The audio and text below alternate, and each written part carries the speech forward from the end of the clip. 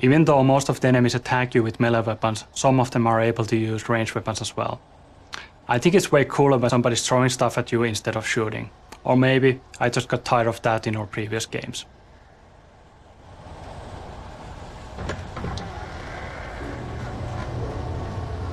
There were more of them.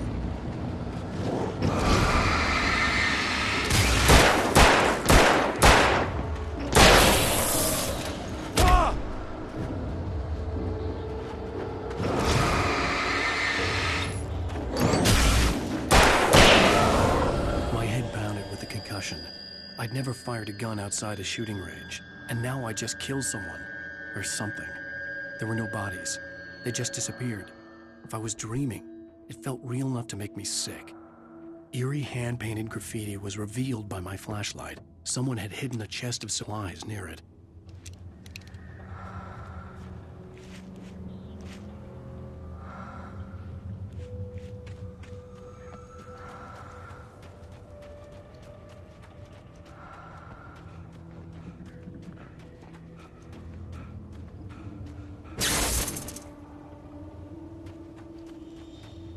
The dark forest was the last place I wanted to go, but I had no choice. I had to get to the gas station. It's rabbit season!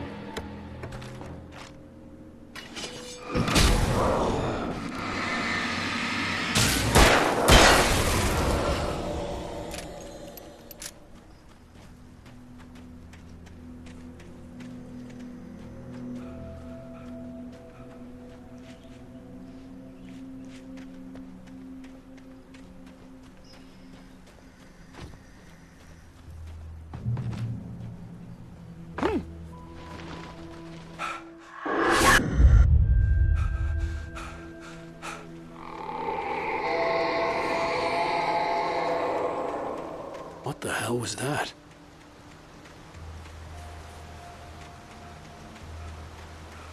When I saw the river below, something uncoiled itself inside my head. I realized that I'd have to find a way across. Wake's newfound fear of water is a result of his plunge into Cauldron Lake. Of course, at this point in the story, he doesn't know what happened to him, he doesn't remember any of it, but on some subconscious level, he knows that he's been violated, and he associates that with the water.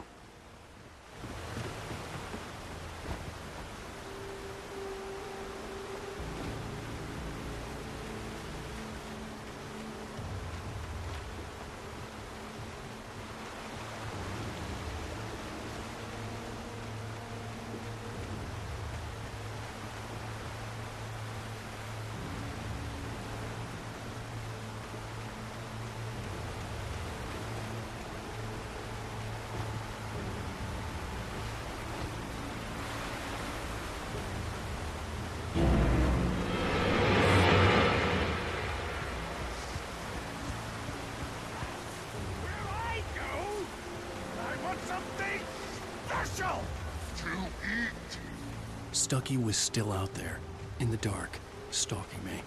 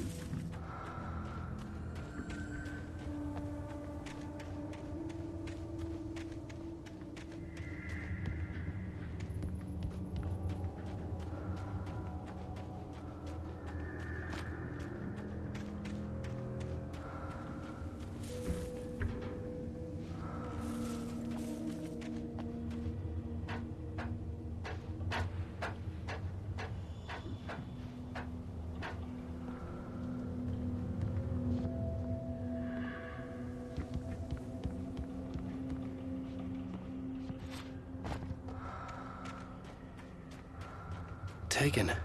They're taken.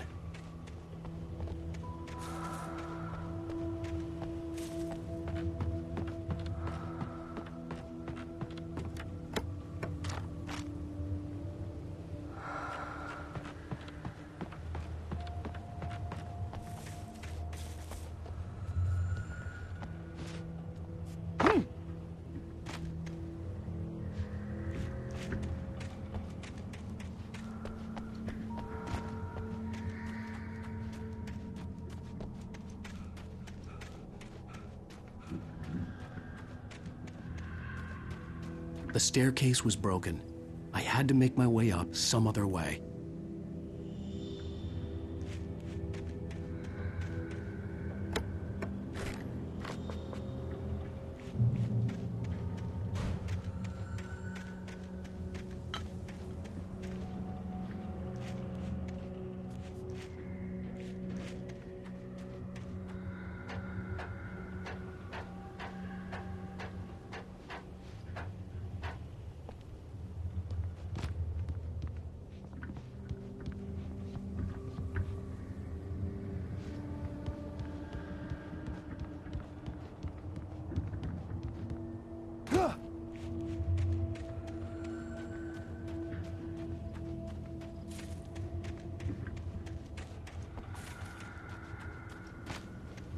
With all this forestry equipment around, there had to be something I could use to reach the top.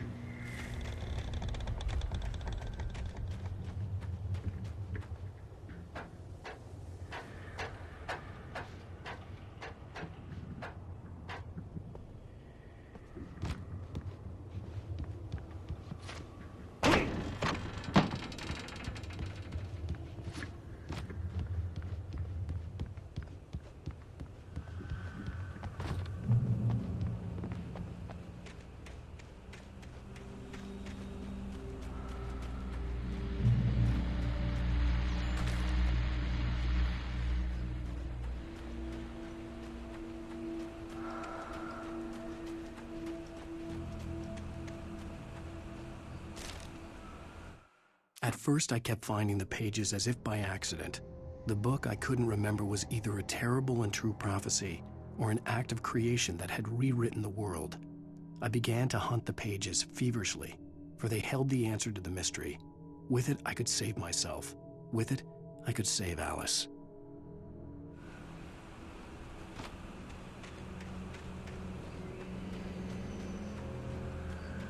The gas station was closer now.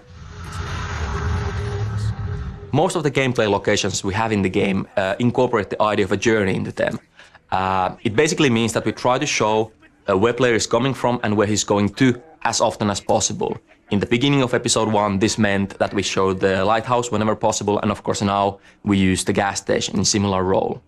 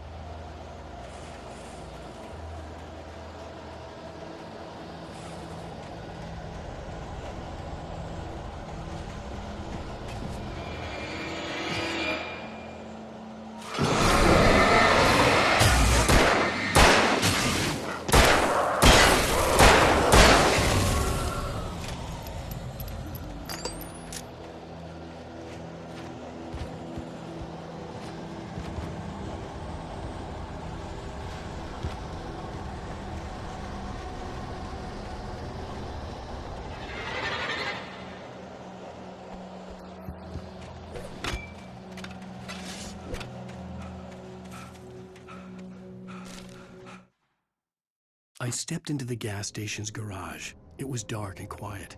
The place was a mess.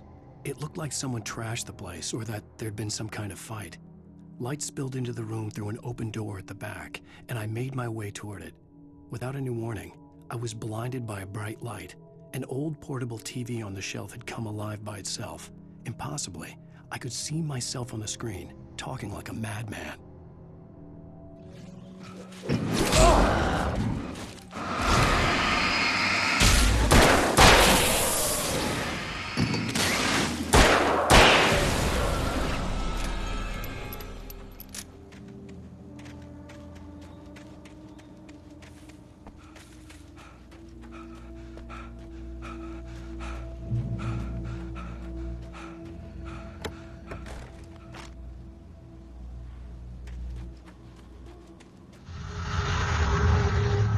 Here we can see some of the nasty enemies that we have. We call them flankers because they try to circle around you and stab you in the back, though they are quite easy to take out.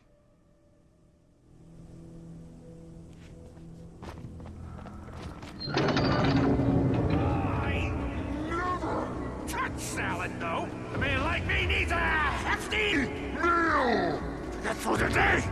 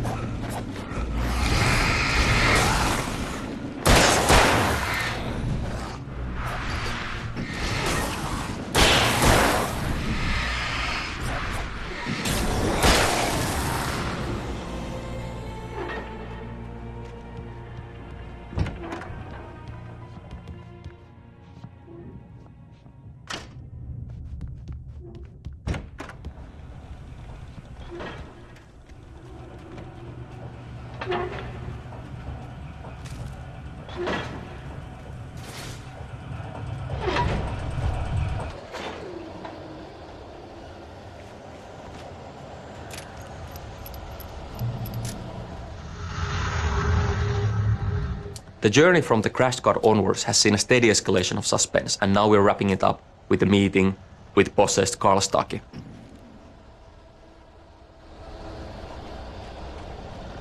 Changing a sport book worthy is not as simple and it can be dangerous. It requires patience.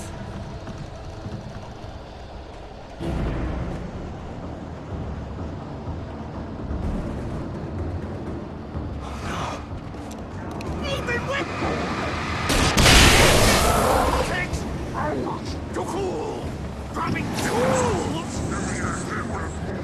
Bounce is an easy fatal.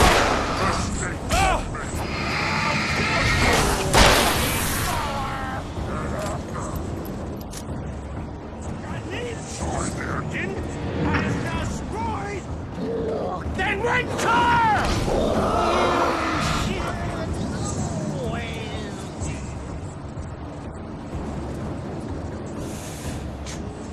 Professional!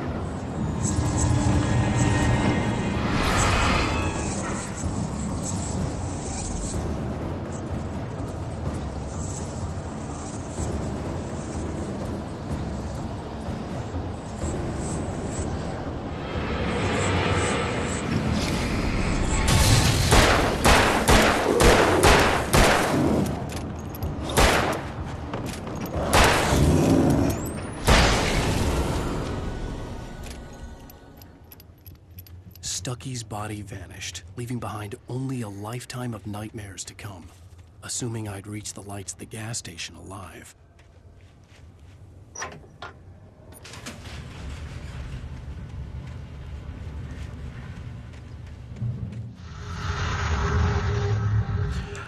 You're about to find the first TV at the gas station where we see Alan Wake raving like a lunatic.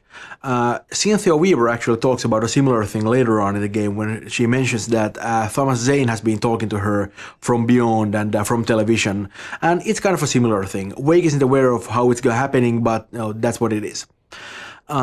We are thinking of Alan Wake as kind of a sum of three parts actually. Our writing, Ilkka Villi's face and body language, and Matthew Poretta's voice. And since we shot this stuff on video instead of producing it with our game engine, that's actually Alan Wake at his purest, you could say. And, not coincidentally, it's also Alan Wake at his craziest.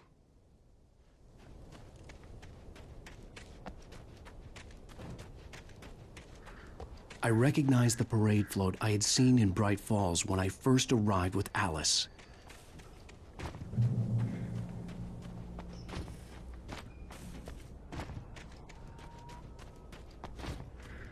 After the insanity I had just experienced in the darkness, the lights of the gas station felt comforting, at least for a moment.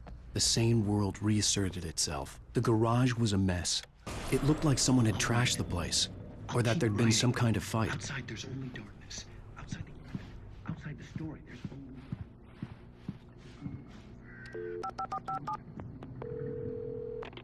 Bright Falls Sheriff Station.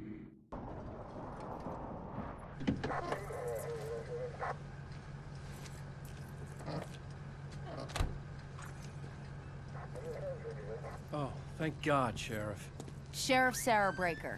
You are... I'm Alan Wake, but listen. I was in a car crash. My wife, Alice, she's missing. Calm down, Mr. Wake. We were staying in a cabin on the island, on Cauldron Lake. There's no island on Cauldron Lake, not since the big eruption in the 70s. Please, I can take you there, okay? You look like you've taken a pretty bad knock to the head.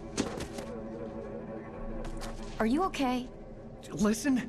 We'll figure this out. Please get in the car. We'll swing by the lake and then we'll go to the station, okay? Mr. Wake, have you seen Stucky, the guy who owns this place? I realized I couldn't tell her what had happened in the forest. She wouldn't have believed me. And then she wouldn't have helped me with Alice.